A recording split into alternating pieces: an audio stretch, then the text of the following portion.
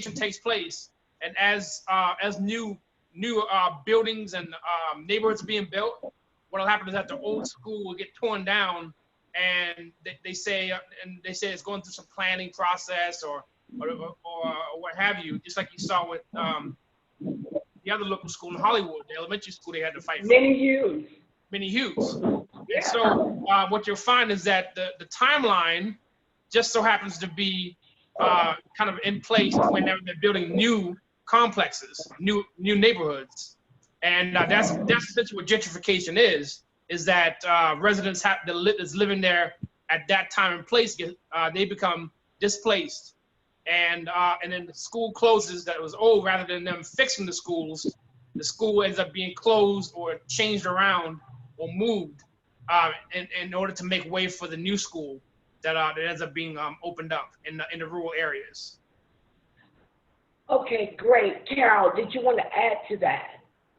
Well, I think the thing I want to add to it is that the gentrification of our schools is really troublesome, because I think it speaks to the fact that somehow we're not all trying to get along together. And I think that what we need to do is to think about our schools. We need to think about how our schools need to reflect the community and how the community, can be involved with bringing the resources and services and learning that the students need. And that, I think, is a piece that's, really missing. And I can't help but believe that if people would be together, we'd find the commonness that we care about, and we can resolve the issues if we can talk. And so I like the idea of us moving more towards thinking about how can our schools reflect the community, because we can't always change the dynamics of what's going on with the building. I mean, we just don't have control, but what we do have control of is how we interact and how we develop our schools to meet the needs of all the students that are going to be in the school. And Carol, I was just thinking on top of that, a reflection of our society is how we treat the most vulnerable, and whether it's the youngest or the oldest amongst us and the poorest, and that reflects on how on our society. And so when you see people having to be displaced, that's a reflection of our values within our society. So that's why we need good leaders, Right. And I'm going to bring William on after I ask this next question, because I can see that he's been putting something in the chat box. But before we bring William Hamilton on, I would like to ask, let's just talk about this one particular topic, funding or lack of funding. How has it affected education as well as the children who attend poorly funded schools? And that goes for either one of you. Please jump in. I remember when Carol and I got together and we were looking at the funding at the trade school Garrett. Right. And we found that that they did not need too much additional dollars to actually implement additional quality programs. So, for example, we proposed a program for entrepreneurship, and that would have just meant that they would have had to rearrange some of the current classes and create new core curriculum in that school, because entrepreneurship didn't need that many big capital projects and those kind of things. So really, it's a reflection of the values, and our voices being heard, and speaking as from the perspective of our personal experience. And Carol, you can speak about that, because you and I looked at that budget and recommending what would it take to make a school successful. You remember? Right. Well, I think the funding issue is, one, we know that South Carolina, through the legislature, has not fully funded the schools. And that's been going on for years and years. And about 7 years ago, Act 388 was passed, and that meant that the schools lost the taxes that were coming from property taxes, and the schools were being funded on sales tax. And we all know sales tax goes like this. Mhm. So the funding has not been, consistent.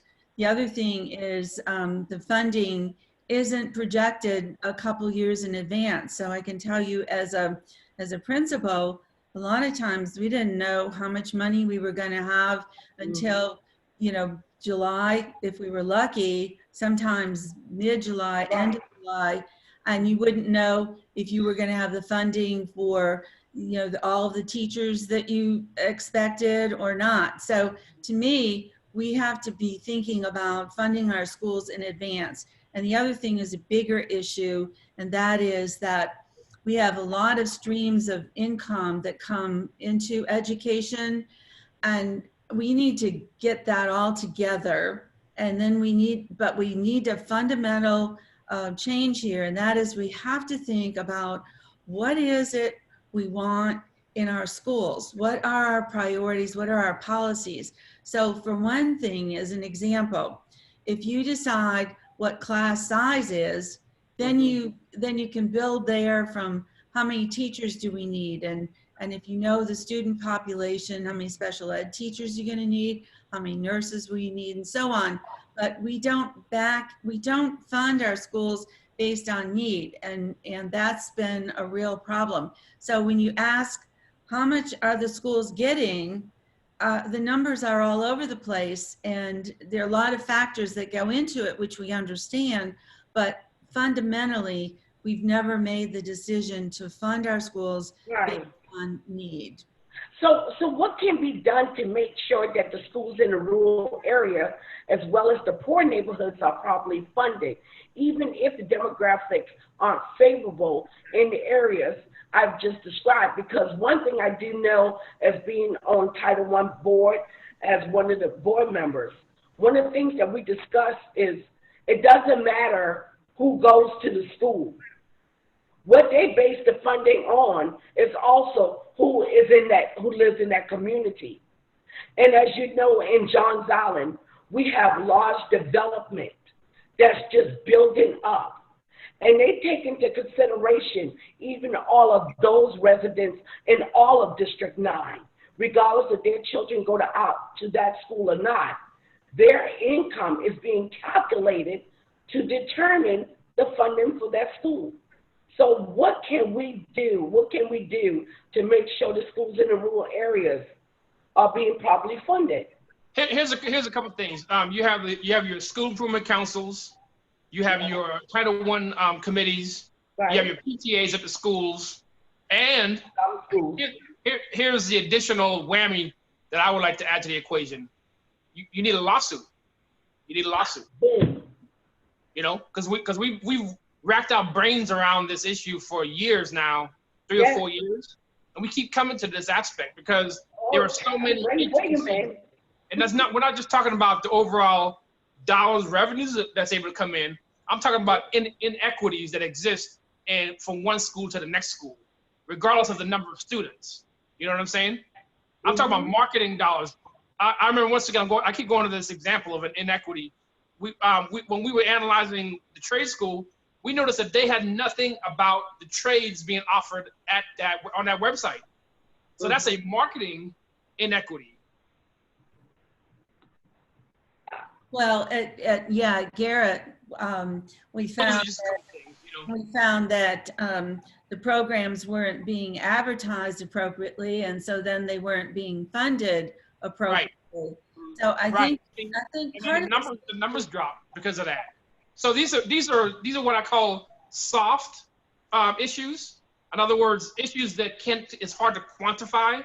So for every one issue that you can quantify in $1, there's probably another 10 to 20 unquantifiable issues that you can kind of look at. It's kind of like when you're doing research. It's like quantitative versus qualitative. Qualitative is I'm talking to somebody like Middleton, and say, Middleton, what's been the experience of your grandchild at that particular school that they went to? And then I go to an area like, for lack of better areas, Mount Pleasant, and I talk to the somebody similar to you and say, what's been the experience of your grandchild Right. at the that they went to? Those are qualitative questionings, and we compile that information together, but that takes a lot of time and effort.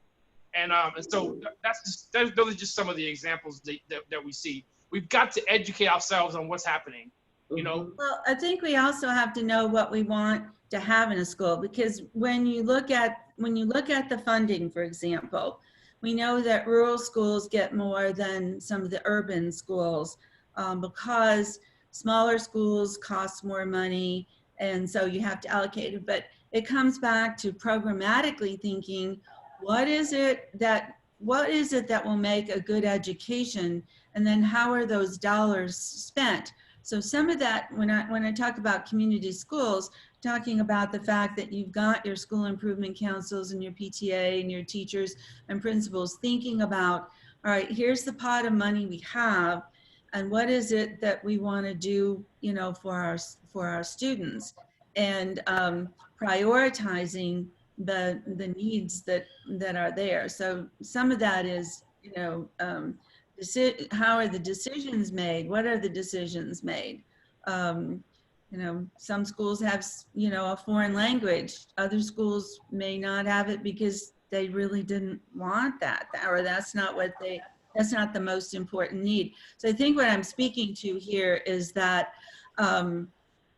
we have to decide what we have to go back and decide, you know, what do we want our classrooms to look like? What resources do we need? And then the schools need some autonomy to make decisions that are based on the needs of the students. And we need a very informed and educated and involved and caring legislatures at the State House. Right.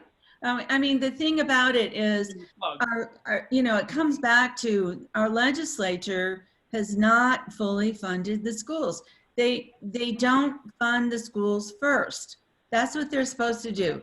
Then you look at what monies you have left to do other things. So when you look at how the funds are allocated, you see grants, and it's not that these programs aren't good. That's not the issue.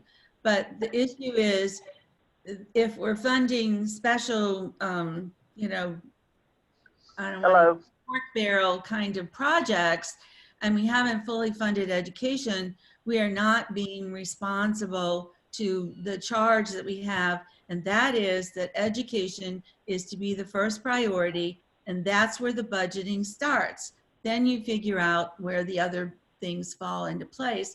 And Jesse said it, you know, budgets reflect values, and that's where you want to have consensus around what are the values then that the state legislature should be looking at. And so that's why it's important to look at what are the values of the candidate, because that will ultimately get reflected in how the budget is put together. Exactly. Now, William, I want to bring you on because you was patiently waiting and you had a question to ask. Well, not really. I just wanted to let you know I was participating. I did want to thank Jesse and Millicent for participating in the rally we put on Monday and our little experiment to try to figure out if we can go outside and be effective. Everyone that came out Monday night, I'm very grateful for. That's really all I have to say today. I just came to this one to listen. Okay, great. All right. So with that being said, are there any other questions? If it is, I'm going to take a moment to unmute everyone so that you can ask a question.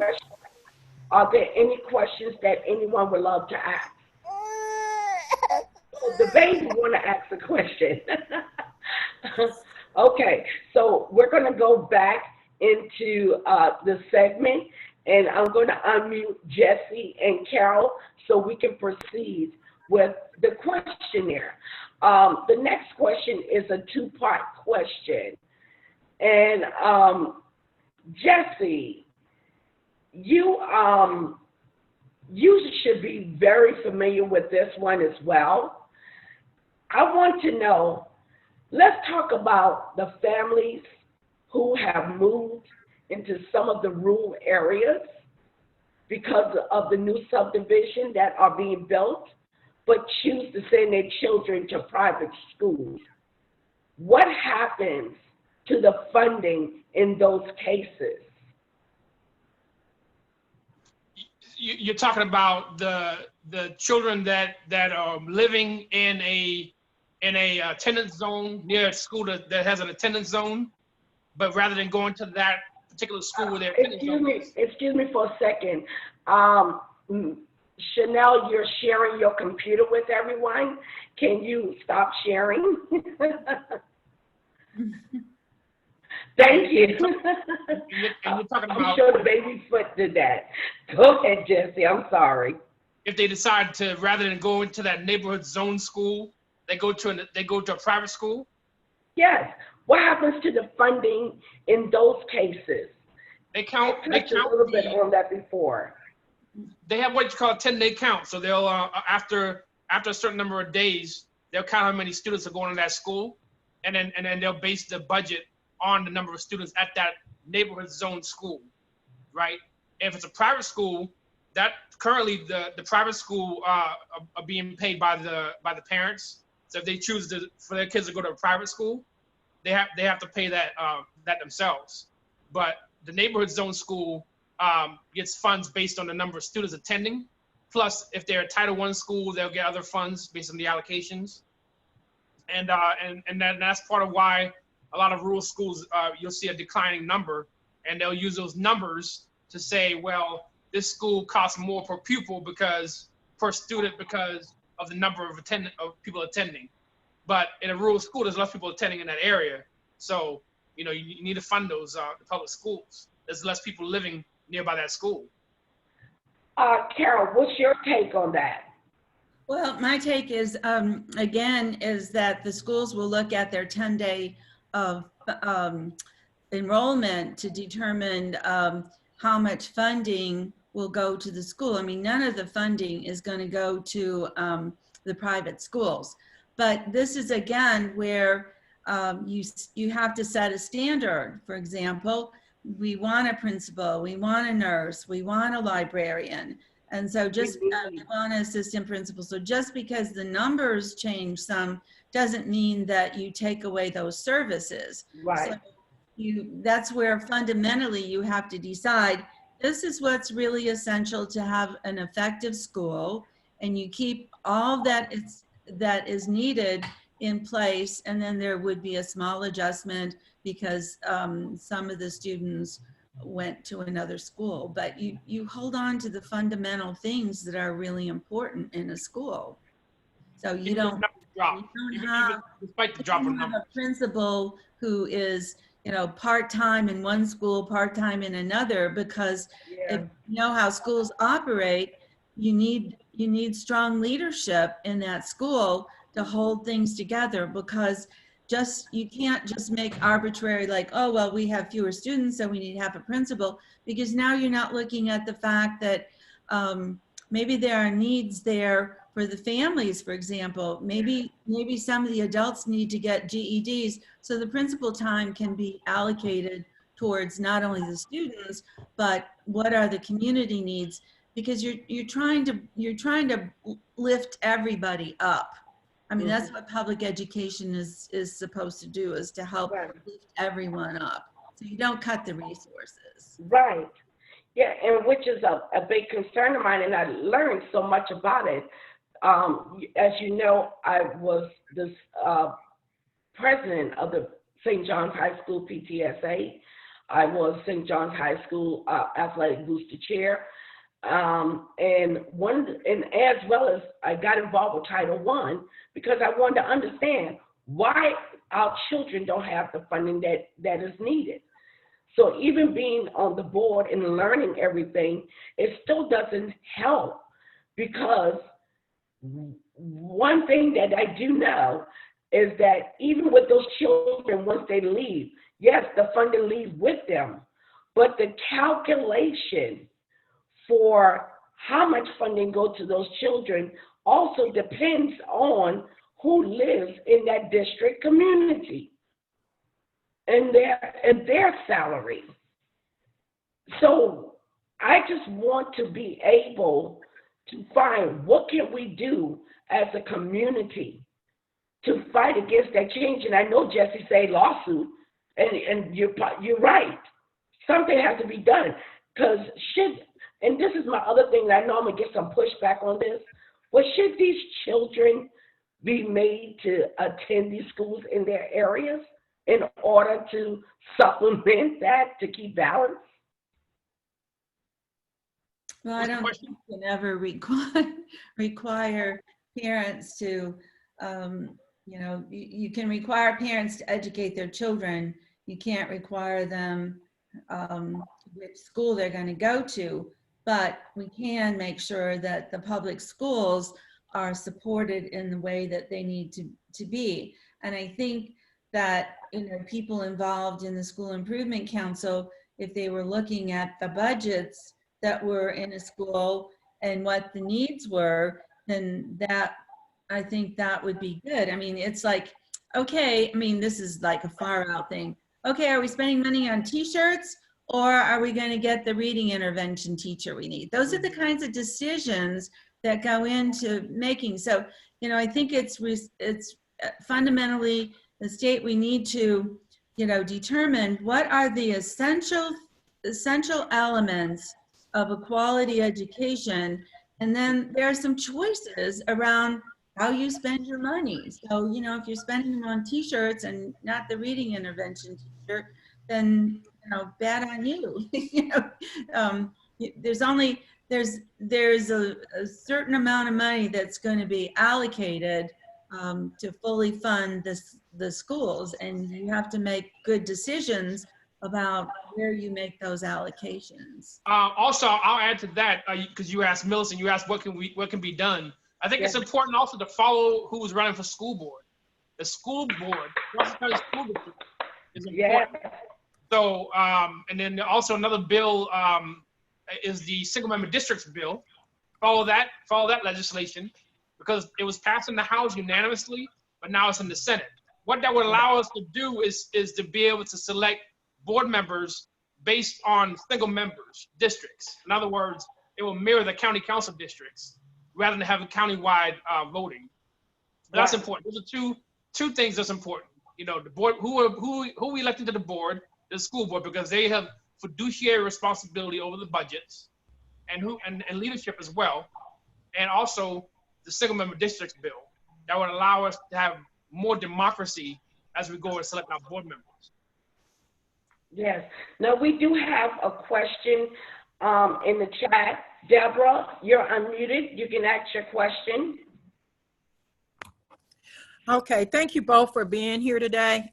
You've got some good dialogue going, but I want to know, once you both are elected to office, and I am just putting that out there that you're going to be elected to office, what ideals do you have for your communities that can be implemented in a short amount of time, and what are your long-term goals?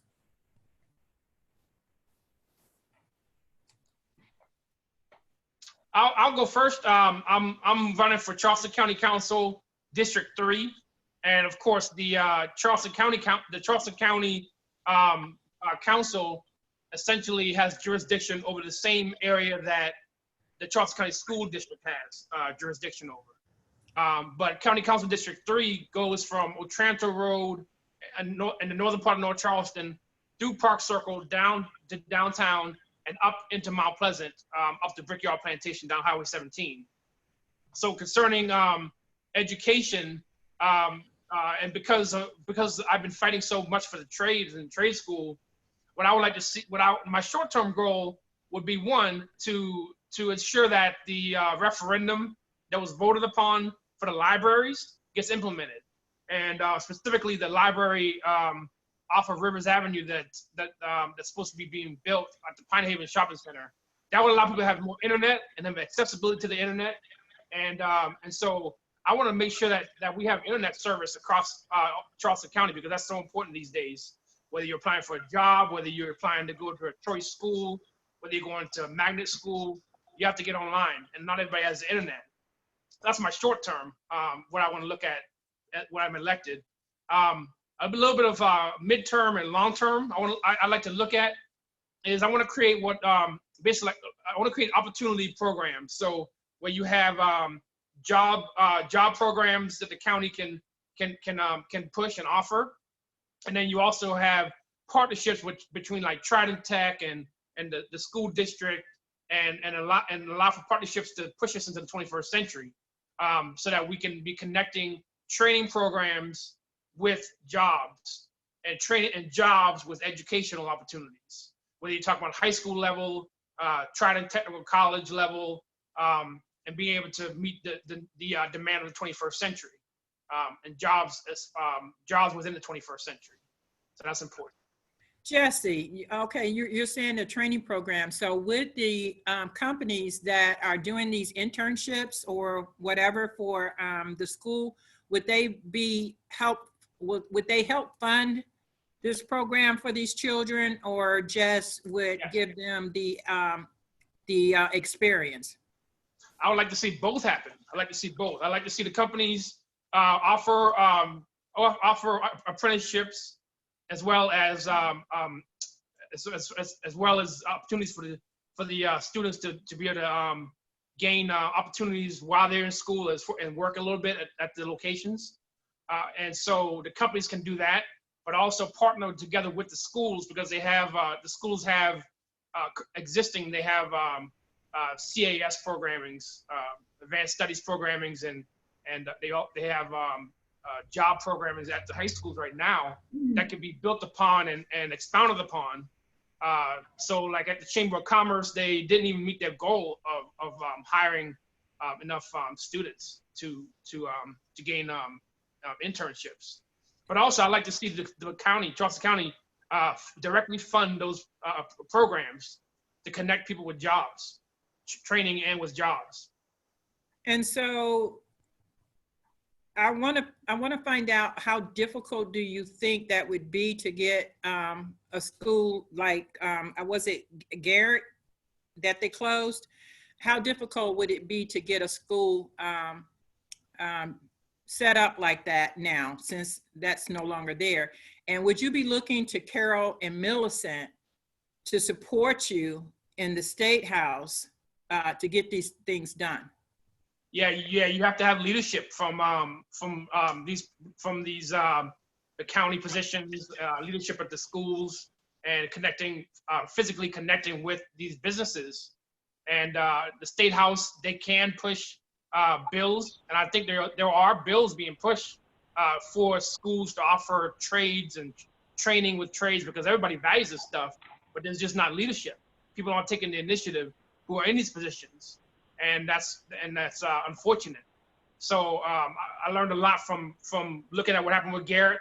But what they've done is they've transitioned several different programs to the Center for Advanced Studies in North Charleston, and that includes a maritime training program, because Carol and I were able to push for a maritime logistics and transportation program at the Center for Advanced Studies that they're looking to open up. So you have to have leadership to make these connections, and that's the big thing that's lacking. There's a lot of special interests coming from different directions, and that's been the fight. And you said a mouthful right there, Jesse, because one of the things that I do know that I will be fighting for when I do reach the State House is fixing the problem in Hollywood, in Baptist Hill, where a high school and a middle school is joined together. In all my days, I can't even imagine children who's coming from elementary school going to school with people who are young adults about to go into the world. And that is so unbalanced. How does the Charleston County School Board allow something like that to happen? And where you've got little young girls who are being approached by these young men who are grown, almost grown. That will be my major fight. So what is your advice, Carol? I want to ask you, what is your advice on how we can fix that problem from ever occurring? Well, I think several things. I mean, this is where policy is such like, you know, policy is like, all right, we're not gonna have middle school and high schools on exactly the same campus. There's got to be some, you know, barrier here, you know, to that. So that's something. I'm not sure we can fix it legislatively, Millicent. I think it's something that happens because you've got the school community recognizing there's a problem, and then you figure out how to resolve it. For example, you know, if you have students beating up on other students, then this is pointing to, this is not a funding issue, this is a values issue. And that's where you have to think about, you know, how is our school, you know, what's our discipline? How are we teaching our children to respect each other? Are we using restorative practices to help people know how to get along? Because we shouldn't have bigger kids beating up or abusing younger children. That just shouldn't be.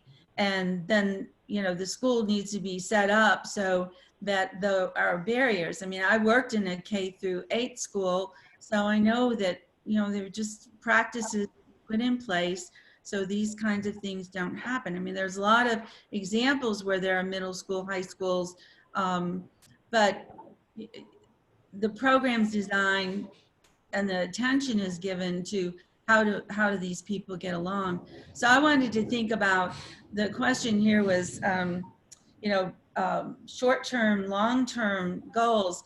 And I think, like Jesse said, it is leadership, it is about values, it's how you back into things.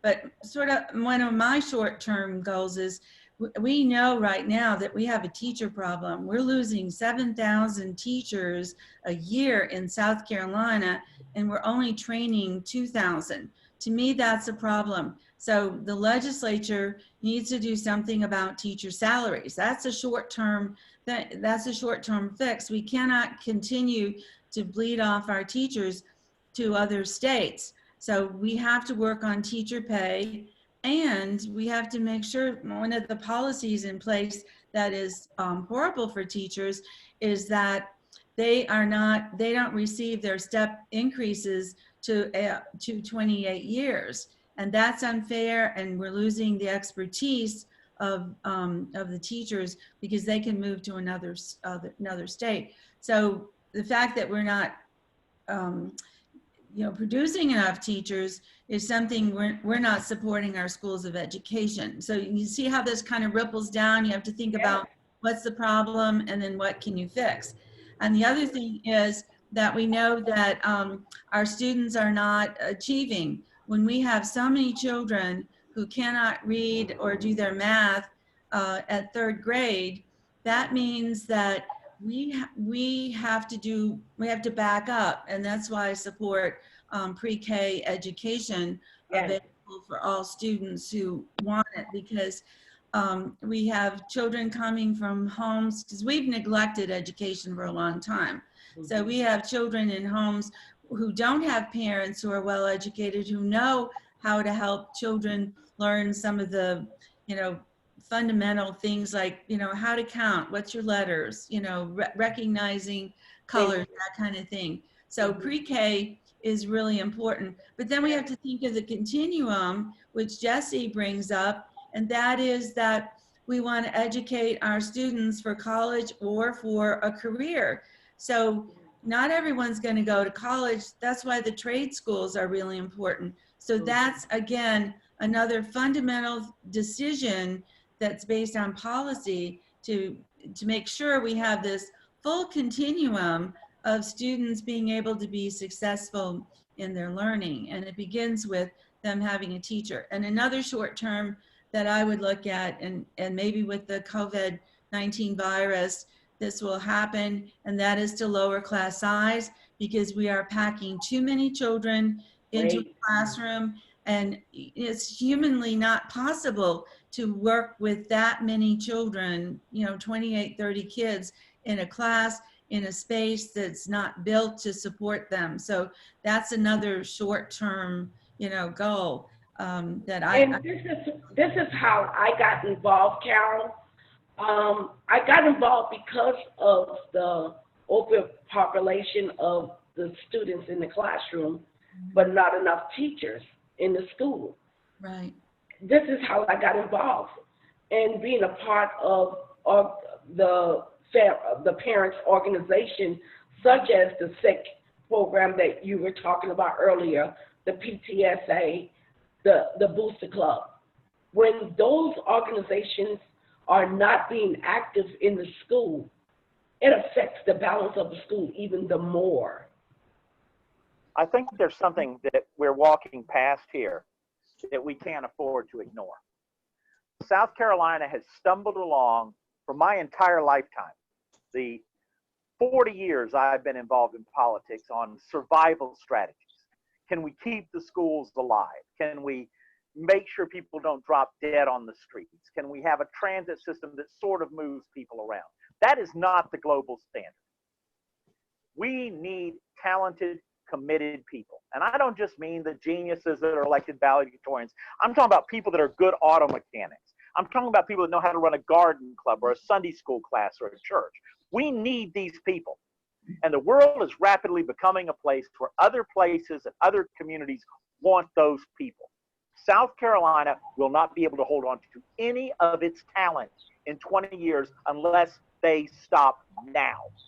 If all you can say is, we'll offer you a school where you can try to cupcake sell your way to having a nurse, they're going to say, screw this, I'm going to Oregon, I'm going to California, yeah. I'm leaving. And that's what they're doing. They're doing it now. I was in Portland, Oregon 10 years ago, and this month, and I was in Portland, Oregon at a wonderful internet cafe and had a fantastic bakery across the street. They deliver the stuff right to your workstation. And I wasn't making any progress. This guy tapped me on the shoulder and says, if you'll do this and this, you can use this program for this. And I said, well, that's fantastic. I didn't know you could do this for free. And he goes, well, where are you? You haven't been here before. Where are you from? I said, I'm from South Carolina. I said, I'm from South Carolina. I wasted 25 years of my life in Charleston. And my friends told me to come out here for 3 weeks and sleep on their couch and try it. And they said that if I didn't like it, I could go home and they'd pay for my plane ticket. I drove my car out to Portland.